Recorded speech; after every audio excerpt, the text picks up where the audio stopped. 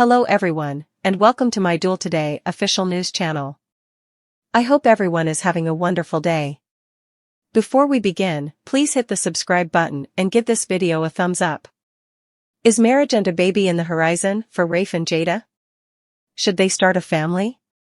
According to spoilers for Days of Our Lives, Jada Hunter's marriage to Bobby Stein, aka Everett Lynch, ended badly, so it seems sense that she has been cautious about her current relationship with Rafe Hernandez. Despite her reluctance to move in with Rafe right away, Jada still has a key to his apartment and frequently visits it. Considering Jada's experience with Rafe has been very different from her experience with Bobby, it is likely that the decision to move in will be made soon. Now that the entire Everett drama is ended, Jada has a great reminder of what a wonderful man Rafe is. Days teasers suggest that because Jada and Rafe have a loving and solid relationship, Jada might eventually commit more to their future together.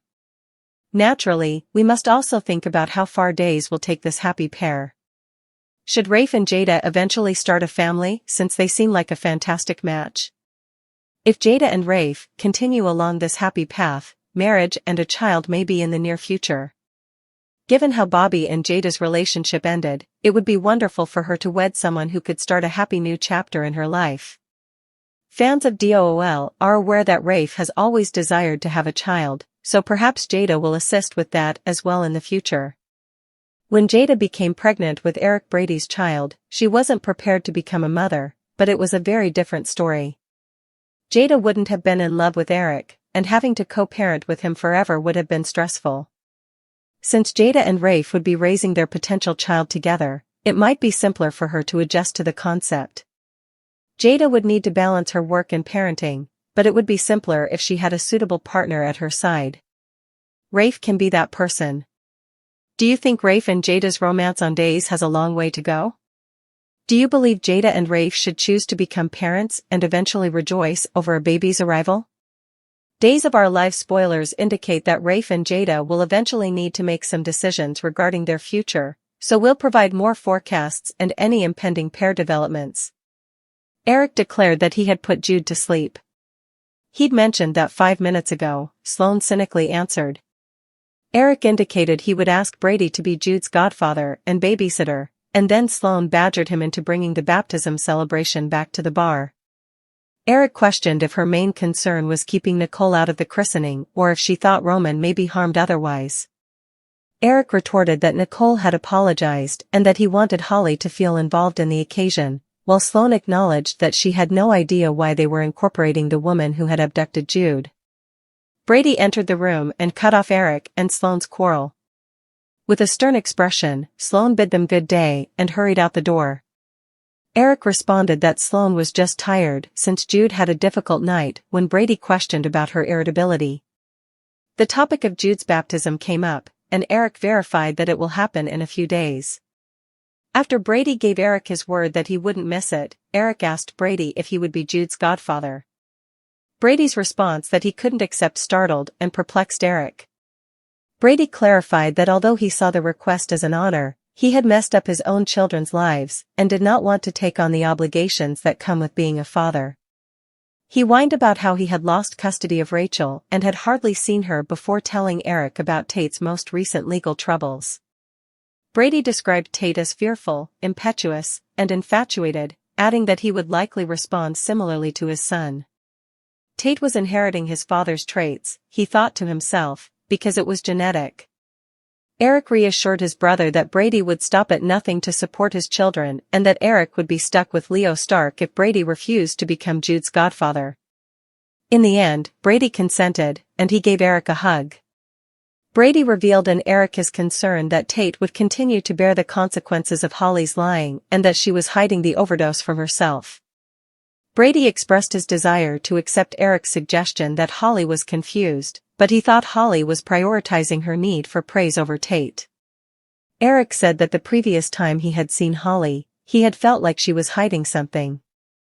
Brady expressed appreciation for Eric's assistance, and he promised to speak with her once more. At Horton Town Square, Sloan questioned Leo, who was obviously intoxicated, if he had partied too hard on St. Patrick's Day. They kidded about the world-class Katzenjammer and green beer Leo had drunk, and about Sloane's perfume, which Leo said made him want to toss my cookies. Leo was getting what he deserved, Sloane joked, for going out to drink on her account. Leo confirmed that he was growing agitated and restless for his weekly stipend, reminding Miss Snarky Pants that it was his dime nonetheless.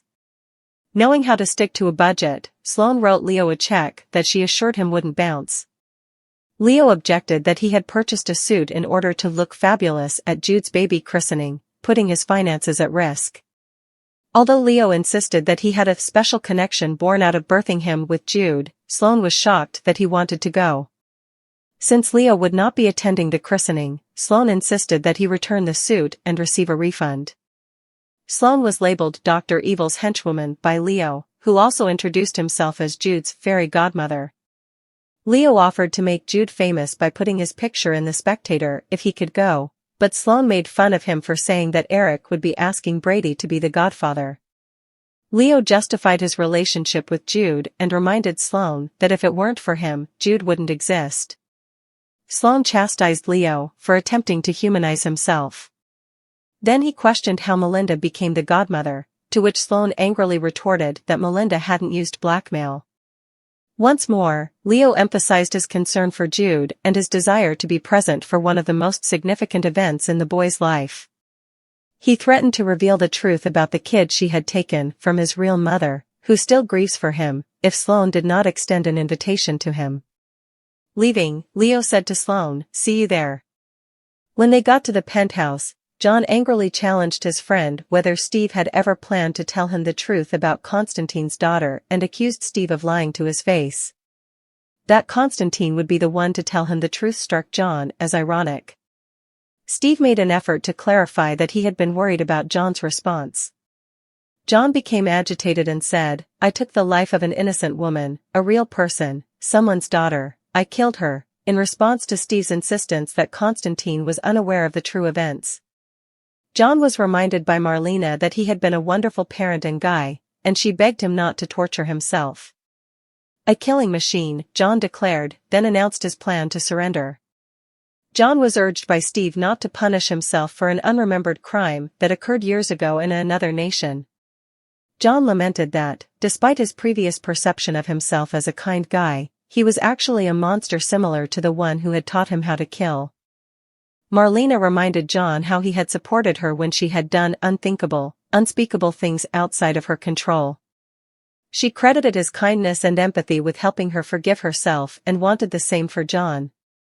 When she claimed he had changed from the man he had been, John confessed that he had done something dangerous and outside the bounds by helping Clyde break out of prison. Steve reassured John that they had had no choice, but John nonetheless felt guilty about what Clyde might do while he was free.